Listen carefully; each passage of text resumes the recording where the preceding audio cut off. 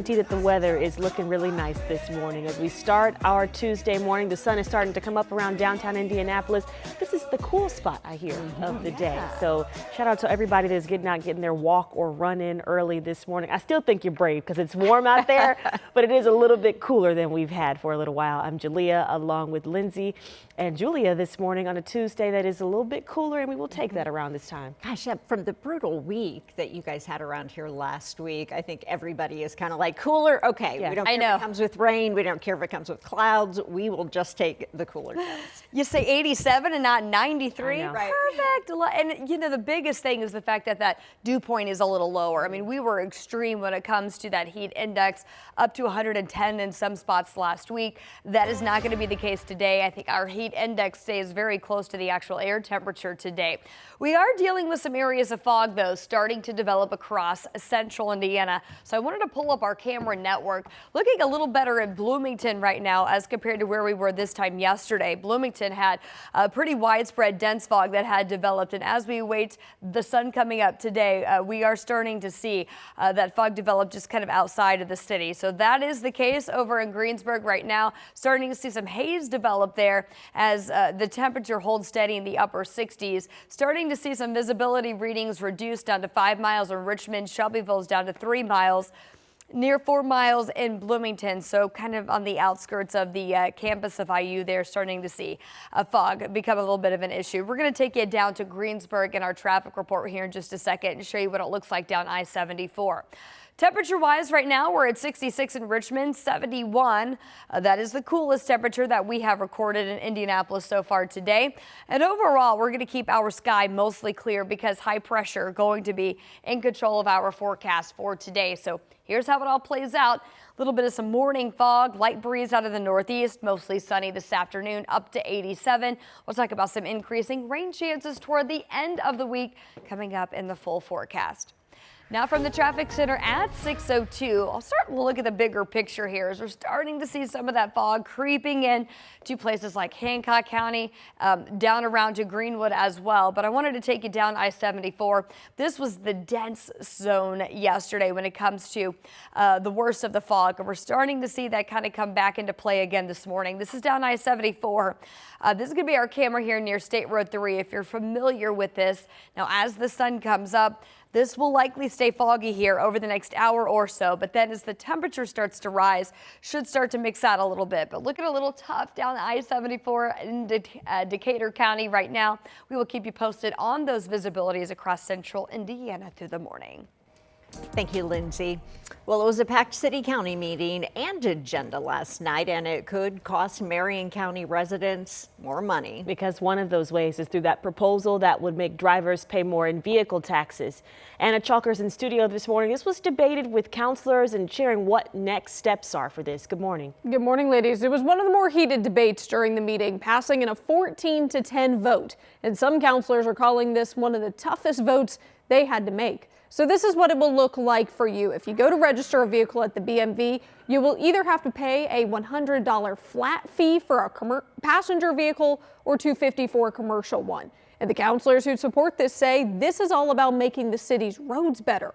They say it could unlock $50 million in state road funding if they can match it on their own. And Counselor Andy Nielsen says doing this now will help Indy's crumbling streets for decades. Constituents that I'm talking to, you know, they're paying for this one way or another, right? And so what we're doing is we are reducing the probability that this is going to be happening in the future, but still lays a kind of a pathway of more work to get done. 10 counselors voted no on this, but one of the biggest opposing voices in all of this debate has been Mayor Joe Hogsett. He has spoken out against this multiple times, saying his office has a plan to reach that match without putting the burden on any of the residents here in Marion County. So what is the final step now for the proposal? Well, it is on the mayor's desk now. That's kind of the last step that we're waiting on, waiting to see if he will sign this, but he could veto this as well. And from the way that he has talked about this, we could see that veto actually coming into play. But these counselors are saying if he vetoes it, they feel they can override that. They have to have 17 votes, and they are confident that they have the 17 to do that. With the 14 that voted yes, they just have to persuade 3 more people to join them on that. Well, they know how to do that in politics. Yes. Persuade one another. All right. Thanks, Anna. All right, well, this morning, IMPD leadership is touting a drop in crime downtown over the 4th of July weekend. What a pleasant piece of news to hear, right? Well, still, Chief Tanya Terry tells us more work needs to be done, especially involving parents. We're told 45 kids were taken to the Youth Connection Center over the weekend. So this is where the kids who break curfew were taken to wait for their parents to come and pick them up. If parents don't show up, the kids go to the Juvenile Detention Center. And IMPD tells us that was the case for at least 2 kids over the weekend. It could be weeks before we know exactly what happened to a boy that was found dead in an Indianapolis creek. Investigators say 4-year-old Corbin Merrill disappeared on the 4th of July from his home on the west side. Neighbors joined law enforcement trying to find him, but witnesses say he was already dead when he was pulled from a creek bed a few hours later. Police call the case a death investigation, with the coroner saying the cause and manner may not be known for another 6 to 8 weeks. Police do tell us no foul is suspected in the death of a toddler found in a retention pond yesterday in Lawrence. The scene, here it is, around noon yesterday near 56 in Franklin. First responders tell us they found the 19-month-old in the water when they arrived. They say they are not releasing the child's name out of respect for the family's privacy. Well, we are hearing more this morning from concerned parents over some proposed changes to childcare from the governor's office last month. So he does say his goal is the reform is to make childcare more affordable for Hoosiers. But some parents believe quality of care is really at stake here. Ella Rhodes is joining us and has been following this. Ella, I know from the start. So what else did people say about this? For the most part, a lot of people really expressed concerns on several of the suggested reforms from the governor's office. You could just look at these packets pretty thick here. It goes into detail, all those listed reforms. But for the most part, people were expressing concern over the rule lowering teachers' education qualification requirements to be in the classroom with the kiddos. Now, several people who came from all over the state at the meeting highlighted ideas of the governor's that they actually do support, like strengthening allergy plans and getting rid of outdated terms and unnecessary rules, but allowing children to nap on mats or in sleeping bags instead of cots, removing physical exam requirements for staff, removing waterproof barrier on diaper changing surfaces, and removing the first aid manual requirement from classrooms concerned dozens of people in the room. Early Learning Indiana CEO Aaron Kissling believes lowering the education requirements for teachers would only temporarily relieve the industry's workforce shortage.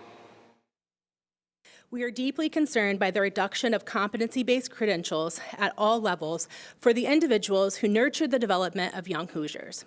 Sensible regulation should require that early learning professionals demonstrate basic competency. The state estimates in the long run this could save around $8 million. Now, the state also told me in the next few weeks they'll publish their response to these comments, and then after that they'll host a second public hearing in about a month or so. Julia and Julia. All right, hopefully it comes out in the sight of teachers and children. All right, thanks, Ella. We've got some new details now about work requirements for Hoosiers that receive health insurance through the state of Indiana. So we're told starting in January, certain members of the Healthy Indiana Plan are required to complete 80 hours of qualified activities per month just in order to be eligible for the program. Now, this includes work, job training, part-time education, or even community service. Now, this change is for anyone 19 and older. So if you're currently enrolled in the program, you do have to meet those standards by October in order to meet the deadline and be eligible by next year.